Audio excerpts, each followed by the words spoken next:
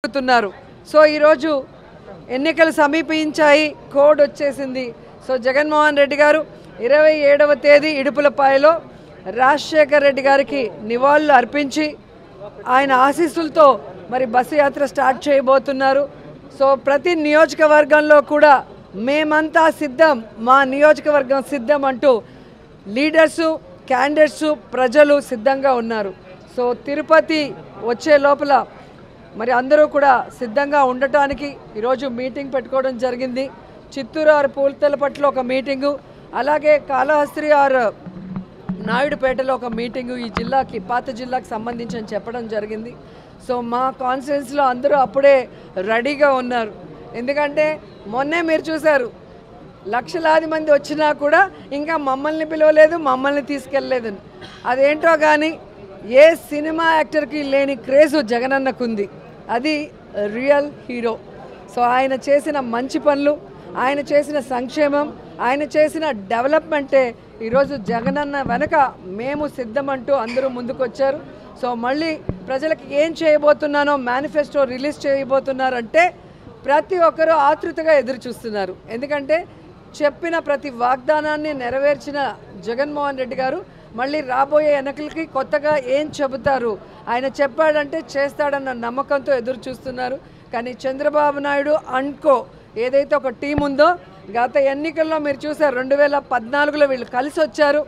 ఏ విధంగా ప్రజల్ని మోసం చేసి అధికారంలోకి వచ్చాక ప్రజల్ని గాలికి వదిలేసి ఏ విధంగా రాష్ట్రాన్ని అప్పుల్లో ముంచేశారో ఈ రాష్ట్ర ప్రజలు ఇంకా మర్చిపోలేదు.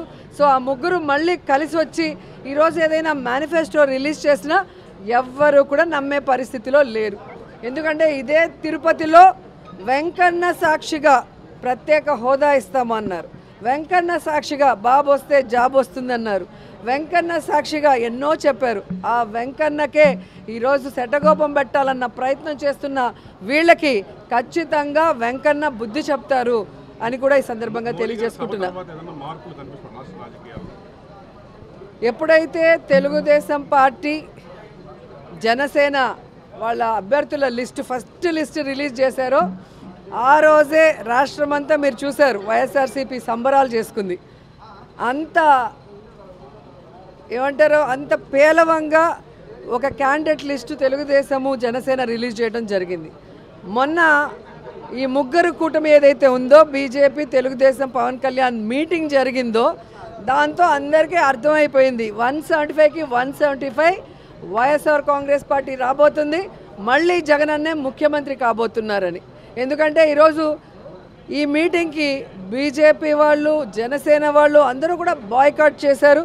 అండ్ సీనియర్ మోస్ట్ లీడర్స్ ఎవరైతే తెలుగుదేశం పార్టీకి పనిచేశారో వాళ్ళు కూడా ఈరోజు సీట్ల పంపకాల్లో ఎంత దూరంగా ఉన్నారో మీరు చూస్తున్నారు.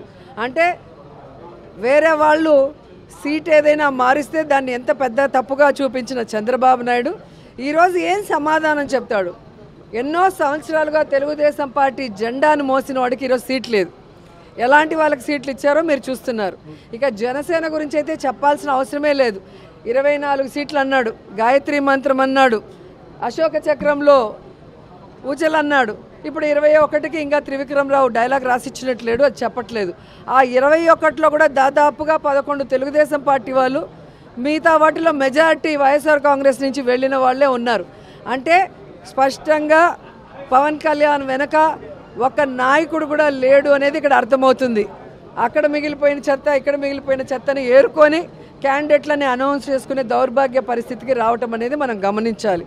అండ్ ఈరోజు సీట్ల పంపకాలు కూడా కాన్స్టిట్యున్సీలు, ఎంపీలు కానీ ఎమ్మెల్యేలు మీరు చూస్తే ఎవరెవరికి ఏం అలాట్ చేస్తారో మీకు పూర్తిగా అర్థమైపోతుంది. చంద్రబాబు నాయుడు బీజేపీని, జనసేనను మోసం చెయ్యాలి అన్న ఆలోచనతో సీట్ల పంపకాలు ఎలా చేశాడు, ఆ సీట్లలో కూడా తన అభ్యర్థుల్ని ఎలా పంపించి పెట్టుకున్నాడో చూశారు. కాబట్టి ఒకరికి ఒకరు పడక మొత్తం ఆ కూటమి అంతా జీరో అవుతుంది. ప్రతి ఒక్కరు మా బాబాయ్ వెనకాల ఎప్పుడు చిరంజీవి గారి దగ్గర నుంచి ప్రతి ఒక్కరు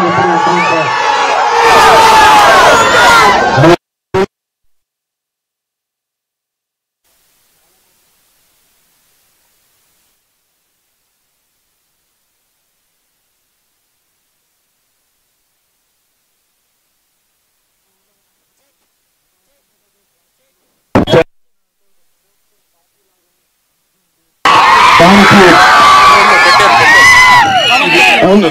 ఇది పనిచేస్తుంది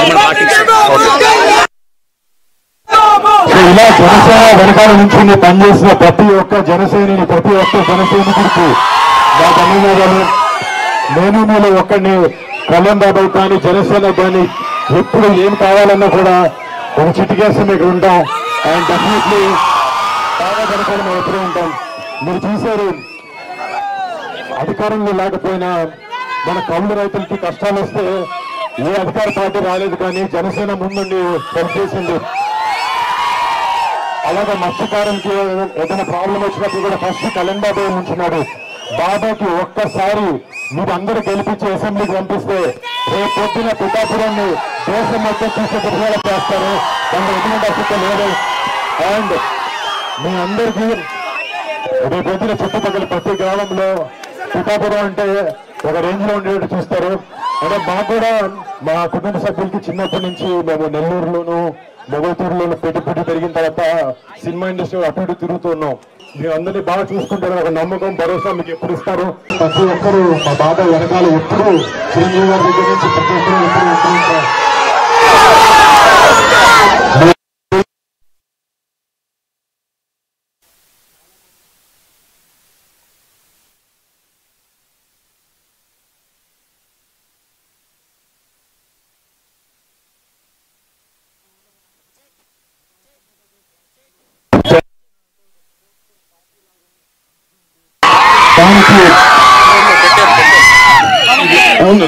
ఇది పనిచేస్తుంది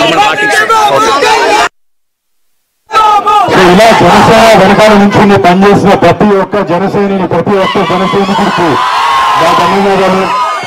నేను మీలో ఒక్కడిని కళ్యాణ్ బాబాయ్ కానీ జనసేన కానీ ఎప్పుడు ఏం కావాలన్నా కూడా ఒక చిటికేసి మీకు ఉంటాం. అండ్ డెఫినెట్లీ బాగా వెనకాల మేము ఎప్పుడూ ఉంటాం. మీరు చూశారు, అధికారంలో లేకపోయినా మన కౌలు రైతులకి కష్టాలు వస్తే ఏ అధికార పార్టీ రాలేదు, కానీ జనసేన ముందుండి హెల్ప్ చేసింది. అలాగే మత్స్యకారులకి ఏదైనా ప్రాబ్లం వచ్చినప్పుడు కూడా ఫస్ట్ కళ్యాణ్ బాబాయ్ ఉంచున్నాడు. బాబాకి ఒక్కసారి మీరు అందరూ గెలిపించి అసెంబ్లీకి పంపిస్తే రేపు పొద్దున పిఠాపురాన్ని దేశం మొత్తం చూసే దృశ్యాలు చేస్తారు. దాంట్లో ఎటువంటి అసలు లేదు. అండ్ మీ అందరికీ రేపు పొద్దున చుట్టుపక్కల ప్రతి గ్రామంలో పిఠాపురం అంటే ఒక రేంజ్ లో ఉండేట్టు చూస్తారు. అంటే మాకు కూడా మా కుటుంబ సభ్యులకి చిన్నప్పటి నుంచి మేము నెల్లూరులోను మొగల్తూరులోను పెట్టి పెరిగిన తర్వాత సినిమా ఇండస్ట్రీ అటు ఇటు తిరుగుతున్నాం. మీరు అందరినీ బాగా చూసుకుంటారు, ఒక నమ్మకం భరోసా మీకు ఎప్పుడు ఇస్తారు ఉంటుందని కోరుకుంటూ సెలవు తీసుకుంటాను. జై పవన్ కళ్యాణ్, జై జనసేన, జై